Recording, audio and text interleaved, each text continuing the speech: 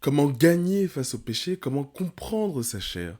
On va voir tout ça dans cette vidéo, parce qu'effectivement, si on veut gagner contre le péché, il faut commencer par comprendre. Tu vois, c'est comme si on veut gagner contre l'ennemi, il faut commencer par le comprendre. Tu vas comprendre comment ça marche, comment ça fonctionne. On va voir ça dans cette vidéo. Et j'ai très très hâte de vous partager tout ça parce que je l'ai découvert il n'y a pas très très longtemps. Du moins, je l'ai redécouvert il n'y a pas très longtemps. Et j'ai très très hâte de vous partager tout ça. Donc, je vous invite vraiment à vous installer, à rester jusqu'au bout de cette vidéo. Parce que je pense que beaucoup de valeurs risquent d'être délivrées ici aujourd'hui. Je vous laisse, voilà. Installez-vous, prenez le temps. Juste avant de commencer, moi je m'appelle Constant. Mon objectif sur les réseaux, c'est de venir en aide et d'aider concrètement tous les chrétiens dans leur relation avec Dieu, à améliorer, booster leur relation avec Dieu. C'est mon objectif. Donc voilà, je vous laisse vous installer. On va démarrer sans plus tarder. Comment comprendre sa chair, comment comprendre qu'est-ce que ça veut dire déjà, la chair c'est quoi, ça sort d'où, etc., etc. On va commencer par prendre ensemble un verset. Je vous laisse aller prendre vos Bibles si vous le souhaitez. On est dans Matthieu 26, si vous le souhaitez, parce que je peux vous faire la lecture aussi. Matthieu chapitre 26, verset 41. Voilà, on va lire ça ensemble. Je ne l'ai pas dit, mais restez bien jusqu'à la fin de cette vidéo. J'ai une petite surprise pour vous. Voilà, je vous laisse vous installer, je vous partagerai ça à la fin. Veillez et priez pour ne pas entrer en tentation. L'esprit est ardent, mais la chair est faible. Veillez et priez pour ne pas entrer en tentation. L'esprit est ardent, mais la chair est faible. C'est notre verset et c'est celui qui va nous guider aujourd'hui. Première étape et premier point, la chair est neutre. Alors on vient de lire la chair est faible, mais avant de ça, il faut comprendre qu'est-ce que ça veut dire la chair. D'où ça sort. Il faut vraiment partir de là. Je vous invite vraiment à aller dans l'application Bible Strong, à aller voir voilà, le même verset Matthieu 26, 41, et à regarder le sens du mot, la définition du mot. C'est un peu long à lire, mais je vous invite vraiment à le lire jusqu'au bout. Moi, ça m'a beaucoup aidé à en savoir plus. En fait, ce qu'on lit dans cette définition-là, c'est que la chair, elle n'a pas de volonté propre. Tu vois, la chair, qu'est-ce qu'elle désigne? Elle désigne pas le diable, elle désigne pas, tu vois, elle désigne l'être humain. Elle désigne la personnalité humaine. Et ça, j'étais pas au courant. Tu vois, et maintenant que j'ai ça en tête, je me dis, ben oui, c'est cohérent. Parce que ma chair, il y a des fois où elle me pousse à faire des choses bien. Et il y a d'autres fois où elle me pousse à faire des choses mal. Et parfois, elle me pousse à faire quelque chose. Et en fonction du contexte dans lequel je suis, ça va être bien ou mal. Exemple concret. Imaginons, voilà, je suis là, j'ai faim. Ma chair me pousse à manger. Bah, magnifique, j'ai faim, ça veut dire que je suis en bonne santé, mes nerfs fonctionnent, c'est magnifique, tu vois, j'ai faim, c'est génial. J'ai faim, je mange, je suis en bonne santé, je remercie ma chair de m'avoir poussé à me nourrir, parce que sinon je meurs. Autre contexte, je suis en train de jeûner pour Dieu. Je suis en train de jeûner et prier. Ma chair dit j'ai faim. À ce moment-là, ma chair est une tentation. Tu vois? Donc la chair, elle est neutre. Elle demande rien en particulier. Elle est juste là pour nous maintenir en vie. Et pour nous dire, tiens, ça j'en ai besoin, ça j'en ai besoin. Maintenant, le problème, et c'est le deuxième point, c'est que la chair est faible.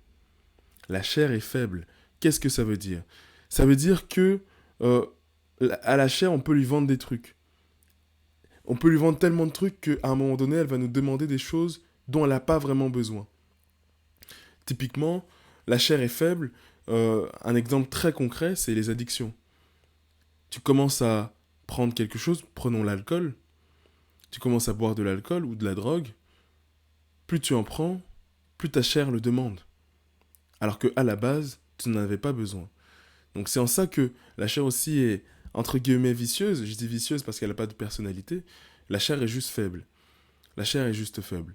Voilà, elle est pétrissable, c'est du vent. C'est le propre de l'identité humaine sur Terre. Attention, humaine, l'humain sans Dieu. On va voir ça juste après. La chair est faible et c'est pour ça que le diable l'utilise contre nous. Elle utilise la chair pour nous vendre à nous des choses dont nous n'avons pas besoin, voire des choses qui mènent à notre mort, à notre propre mort, que ce soit spirituel ou physique. Et donc, c'est là où, vraiment, c'est le point d'entrée du diable, et c'est là où on peut se dire, ah bah tiens, mais ma chair me desservit. Alors qu'on ne voit pas que des fois, elle nous servit aussi.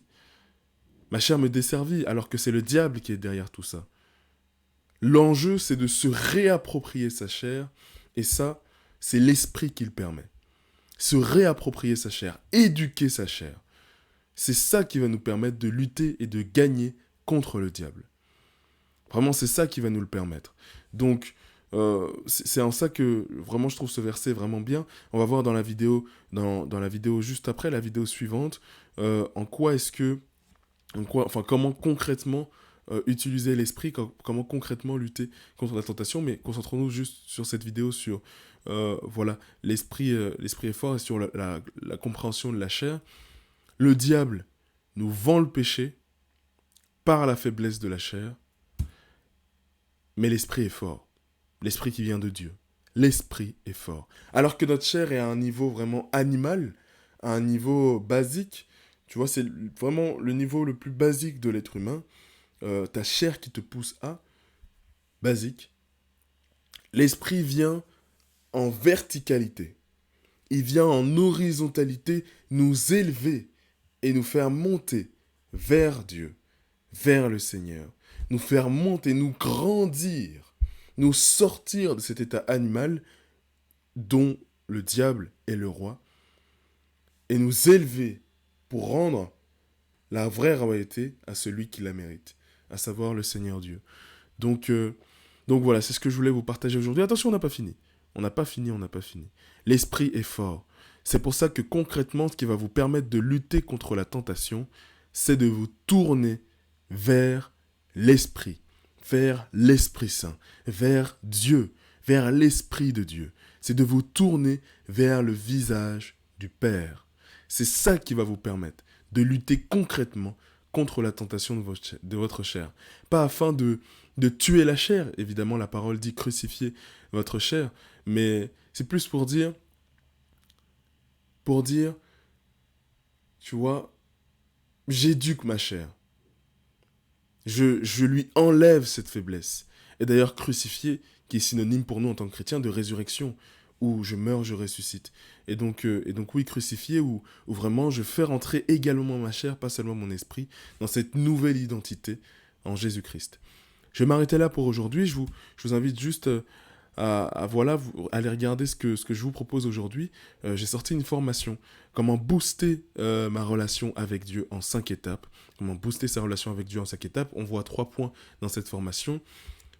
Comprendre les bases de la foi chrétienne, les bases et les fondamentaux, les versets importants.